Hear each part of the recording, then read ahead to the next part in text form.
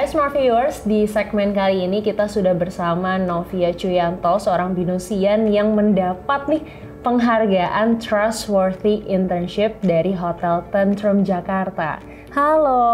Halo Kak. Oke, di kesempatan kali ini aku sebenarnya pengen tanya-tanya nih, kunci suksesnya kamu mendapat penghargaan itu tuh seperti apa? Tapi sebelum ke kuncinya, aku mau tahu dulu, kenapa pada akhirnya kamu memilih untuk magang di Hotel Tentrum? Mengingat masalah latar belakang kamu itu sebagai seorang mahasiswi psikologi Binus University gitu. Oke, kalau ceritanya sendiri sebenarnya cukup unik sih. Kebetulan aku itu ada handle media BSD, namanya itu BSD City Update, dan sekarang rebranding jadi BSD City Daily. Nah, di situ waktu itu aku pernah dapat opportunity endorsement ke Hotel Tentrum Jakarta. Di situ ada markom manager yang approach aku, dan akhirnya aku kenalan deh sama tim-tim dari beberapa FB sales di Hotel Tentrum Jakarta. Nah, kebetulan karena waktu itu masa enrichment juga ya, jadi sekalian nih kayak aku tanya, kira-kira di sini ada vacancy nggak ya untuk internship?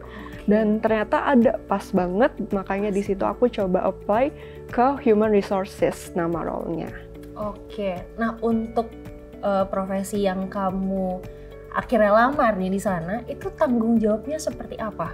Boleh ceritakan nggak? Boleh. Jadi kalau Human Resources ini di sini memang cukup general ya, jadi bisa dibilang generalis. Kalau di beberapa company kan dibagi, misalnya ada training development, ada payroll sendiri, administration, atau recruitment. Nah, kalau di hotel itu all round, jadi aku memang dapat opportunity untuk belajar semua. Menurut aku itu juga kelebihan sih sebenarnya. Jadi aku bisa tahu dulu, karena kebetulan ini internship pertama aku, jadi aku bisa tahu dulu kira-kira aku tuh suka kemana sih gitu. Oke. Nah, kalau misalkan tadi secara job desk mungkin seperti itu ya, tapi dari pas pengerjaannya nih, aku mau tahu apakah ada hal baru yang kamu pelajari, mengingat ini sebenarnya bidangnya mungkin ada sisi psikolognya ya kalau di human resource ya, tapi kan ini juga di sektor yang istilahnya baru untuk kamu, perhotelan. Ada nggak hal baru? Oh, ternyata tuh kalau di sektor perhotelan seperti ini ya, gitu. Yes, kalau hal baru pastinya banyak banget sih, karena namanya hotel, hospitality, apalagi 5-star itu pasti sangat menentukan dari gimana sih service-nya, personalized gitu. Walaupun mungkin aku ini back office gitu ya, nggak setiap hari secara rutin ketemu tamu, tapi namanya recruitment, pasti ada dong kandidat juga yang datang. Nah, di situ pastinya aku juga harus represent sebagai human resources yang benar-benar bisa kayak tamunya tuh bahkan sesimpel detail kayak mereka datang harus di escort, terus juga misalnya dikasih minum, hal-hal kayak gitu itu sangat diperhatikan sih untuk daily. Dan pastinya grooming juga, jadi aku ada seragam sendiri, dan juga dari hairstyle, semuanya itu diperhatikan. Karena ada, maksudnya etika penampilan seperti itu sangat diperhatikan. Betul. Ya. Oke, nah untuk tadi penghargaan yang tadi aku sudah sebutkan ya, Trustworthy Internship. Nah, untuk ini tuh kriteria penilaiannya seperti apa? Maksudnya dari job desk yang kamu lakukan, itu apakah ada nilai-nilai tertentu? Oh, dalam pengerjaan job desk yang ini harus seperti ini, sampai akhirnya kamu mendapat penghargaan itu. Oke, mungkin background sedikit ya. Penghargaan ini aku dapetin waktu itu dari internship graduation-nya. Jadi kalau di hotel itu ada graduation per batch, dan kebetulan aku waktu itu dapat di batch 2, dan di situ ada beberapa kriteria penilaian sih. Jadi kenapa ada award ini itu semuanya didapetin dari core values-nya Tentrum. Jadi ada trustworthy, respect each other, nurture our people, dan sebagainya. Dan kebetulan aku dapat kesempatan di trustworthy. Kalau trustworthy sendiri itu sebenarnya ada beberapa kriteria, contohnya integritas, terus juga mungkin karena aku HR ya sangat relate dengan data, dan sebenarnya beberapa itu confidential.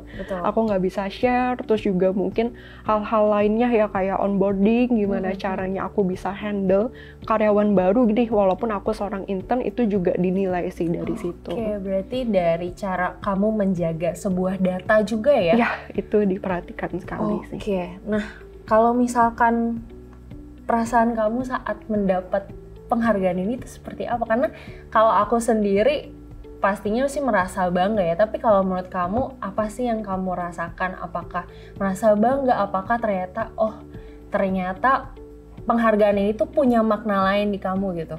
Oke, kalau dibilang bermakna, pasti bermakna banget sih. Karena sekali lagi kan aku bukan backgroundnya dari hotel ya. Jadi aku nggak nyangka gitu di situ. Tapi aku percaya teman-teman intern lainnya pun sama kompetennya karena kan udah diseleksi sedemikian rupa.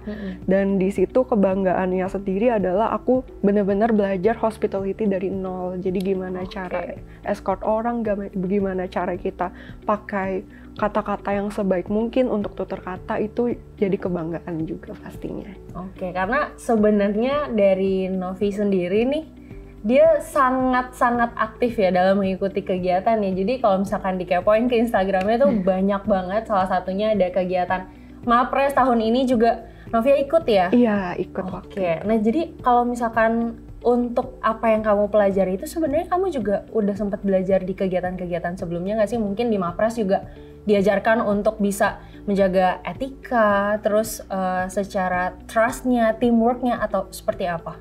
Oke, kalau untuk Mapres kebetulan waktu itu aku dari mewakili fakultas ya. Kalau untuk dibilang apakah aku belajar dari situ, sebenarnya mungkin secara kumulatif ya dari beberapa pengalaman, mungkin dilatih banget itu caranya gimana kita bisa agile gitu dalam sesuatu, bisa adaptif. Jadi mungkin secara kumulatif soft skill yang didapatkan bisa aku apply di sini gitu, walaupun secara konteks mungkin culture-nya, background-nya itu berbeda sih.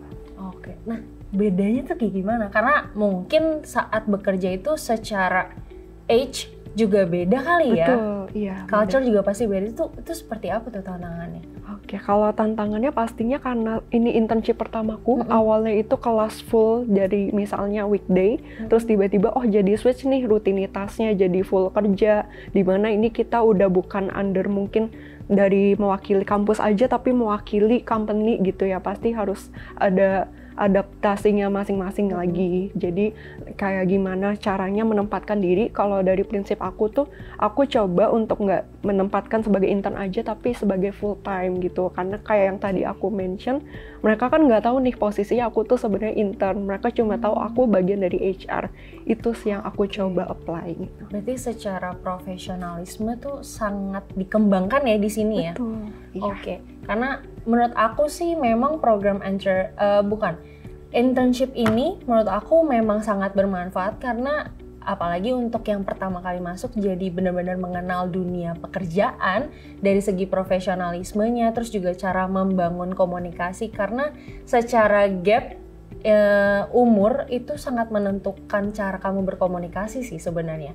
Sama kalau misalkan ada masalah-masalah tertentu gitu ya, itu juga penanganannya berbeda banget gitu, apalagi kalau misalkan kita berhubungan sama yang beda umur dan beda budaya seperti itu. Nah sebenarnya ada momen tertentu nggak sih yang mungkin saat melakukan internship ini magang gitu selama 3 bulan atau 6 bulan? 6 bulan ya. Nah selama 6 bulan ini kan lumayan panjang ya, setengah tahun. Apakah ada momen-momen yang menurut kamu berkesan banget gitu saat melakukan magang? Oke, kalau paling berkesan bisa dibilang saat waktu aku pertama kali handle onboarding. Jadi awalnya ini memang bagusnya di sini culture-nya itu kita kayak coba diarahkan dulu, kayak kita disuruh observasi dulu, kayak gimana sih cara mereka handle training misalnya. Lalu kalau misalnya dirasa kita udah cukup observe nih, coba nih sendiri awalnya didampingi dulu. Habis itu makin lama mulai dilepas. Dan di situ saat dilepas aku waktu itu ada kesempatan untuk kayak nge-onboardingin new employee di mana itu role-nya udah bukan kayak officer gitu atau intern tapi udah sampai level manager. Jadi itu yang berkesan sih menurutku, kayak di mana kepercayaan mereka cukup tinggi ke intern dan mereka selalu kayak improve gitu, level up setiap bulannya untuk job desk-nya. Untuk pas di posisi itu kamu perasaannya seperti apa? Apakah ada nervousnya? Terus cara penanganannya mungkin kan ini hal yang baru ya. Apalagi tadi kamu bilang itu levelnya udah bukan seperti internship lagi gitu, atau bahkan bukan officer lagi, tapi udah di manager. Nah, itu seperti apa? Apakah kamu nervous? Apakah ada tantangan tersendiri yang akhirnya butuh penanganan tertentu itu aku mau tahu dong. Oke, kalau nervous awalnya tuh pasti ya, tapi lama-kelamaan itu jadi sesuatu yang udah rutinitas aja akhirnya sampai terbiasa. Jadi menurutku apalagi kalau di bidang learning development itu udah pasti kita harus turun lapangan langsung sih, nggak mungkin kayak dari teori-teori aja. Jadi aku coba juga imply mungkin di pikiranku dan keingatanku gimana cara mentorku, kebetulan waktu itu namanya Pak Reza. Pak Reza waktu itu kayak ada kasih cara-cara dan tips juga gimana caranya untuk engage ke karyawan gitu. Oh jadi ada diajarin ya untuk engage-nya seperti apa? Iya. Oke, nah kalau misalnya tentang engage nih, aku juga penasaran. Ada nggak sih teori yang psikologi nih? Kan kamu di psikologi, yang akhirnya kamu gunakan untuk dalam pekerjaan ini. Karena secara, maksudnya pengaplikasiannya kan harusnya ada linearnya ya, itu seperti apa? Iya, oke. Kebetulan mungkin pas banget background aku itu peminatannya di psikologi industri organisasi. Jadi aku kurang lebih udah belajar gimana sih kayak work ethicnya. Nah di matkul itu banyak banget belajar tentang employee engagement yang tadi aku mention. Terus juga pastinya ada hal-hal teoritis lainnya kayak misalnya how to handle turnover, gimana caranya kita bisa menjadi leader yang baik. Itu semua aku coba apply sih, walaupun kayak dalam role aku sebagai intern, tapi ternyata banyak juga nih yang bisa di-apply. Oke, tadi kamu sempat mention tentang turnover ya? Ya. Aku sih, maksudnya dalam bayanganku saat menyampaikan turnover itu kayaknya kan lumayan sensitif dan kita harus bisa menjaga istilahnya emosi dan relasi ya antara kita dan orang yang kita sampaikan. Ada nggak kayak momen-momen tertentu mungkin kayak, aduh sedih lagi nih sama orang ini gitu, itu seperti apa caranya? Kalau sedih sih pasti ada ya, kayak misalnya karyawan-karyawan yang udah deket nih, kayak mereka nih kayak sangat merangkul nih ke intern-intern juga.